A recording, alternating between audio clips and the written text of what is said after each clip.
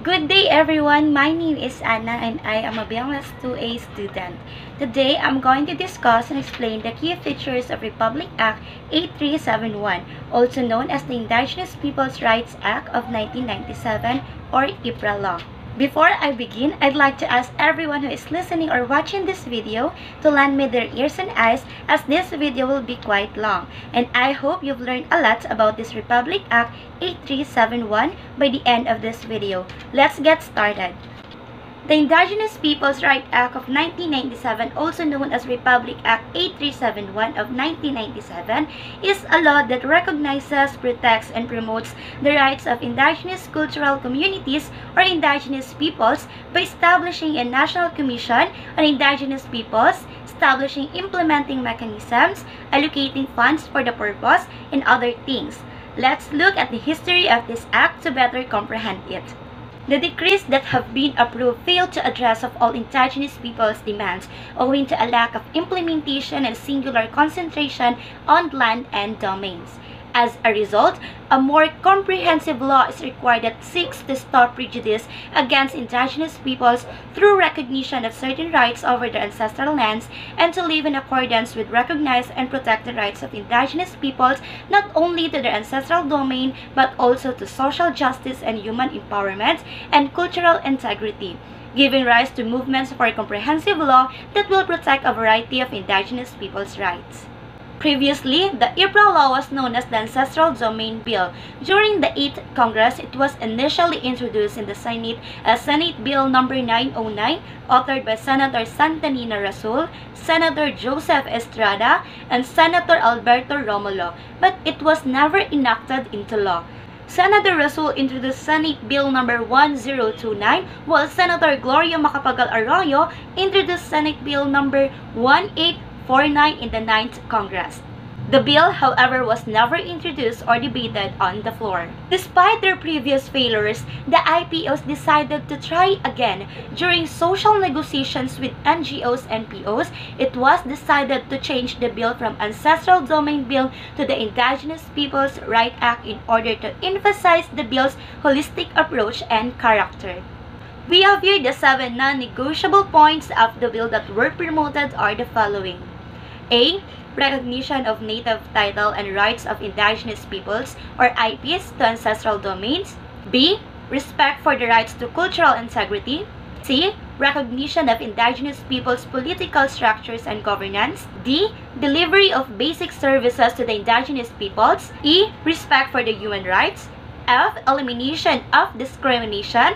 And creation of an office that would cater to IPs' needs. Let us now turn our attention to the most important provision, the right to self-determination and self-governance. We have Section 13 here, which is self-governance. The state acknowledges and respects ICC's or IP's intrinsic right to self-governance and self-determination, as well as their beliefs, practices, and institutions.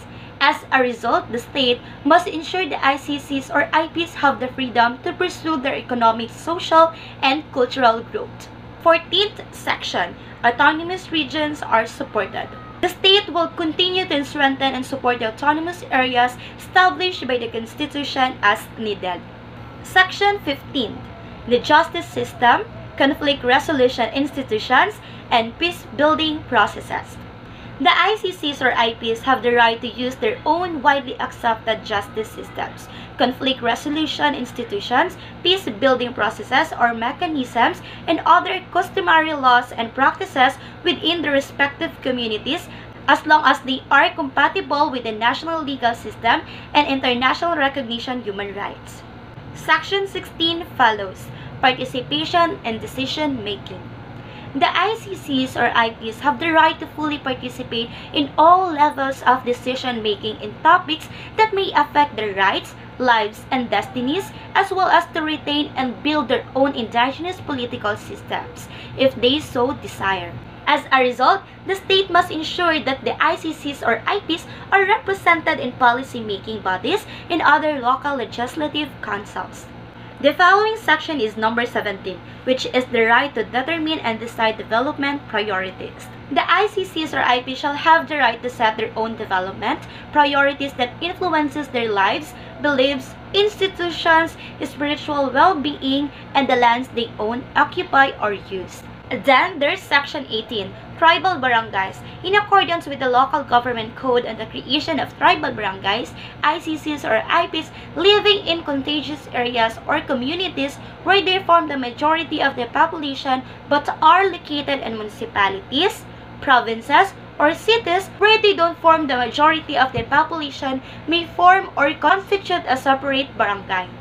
Section 19.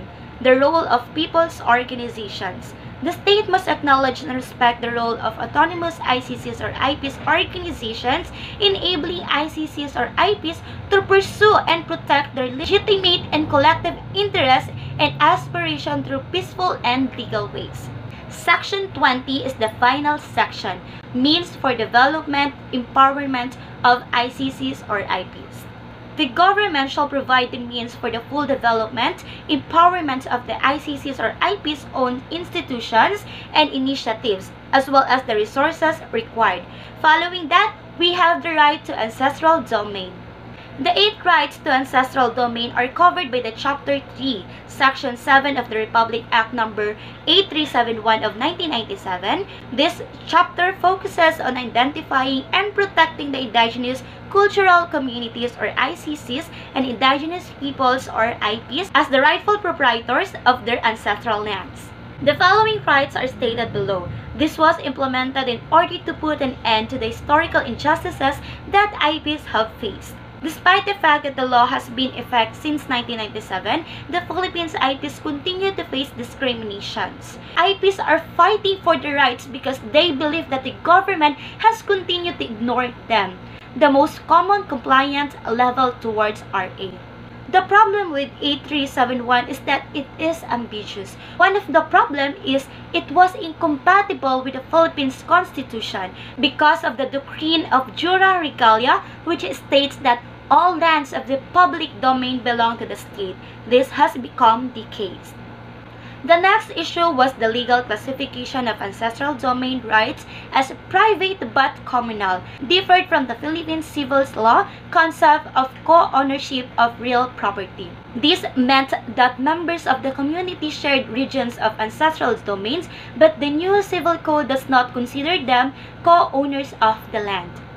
Human rights and social justice. This section of the IPRA was intended to recognize indigenous people's claim to the same benefit and protection as other citizens of the state.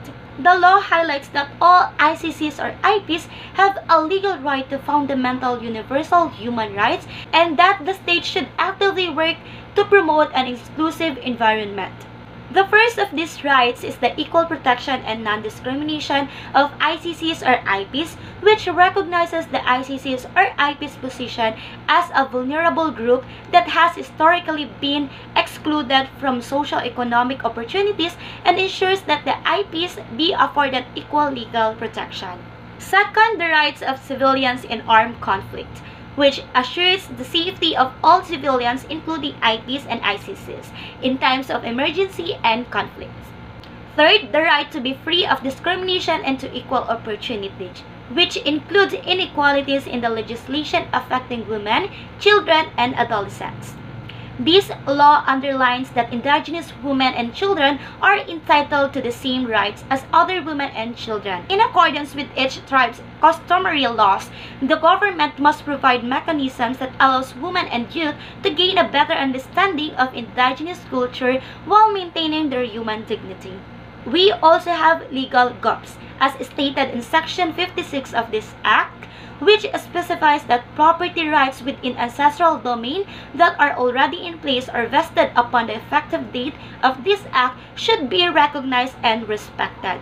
The indigenous community is unable to claim any land that was non-indigenous hands prior to 1997. That concludes today's video. I hope I was able to provide you with some insights into this Republic Act. Thank you so much for watching and I hope to see you in my next video.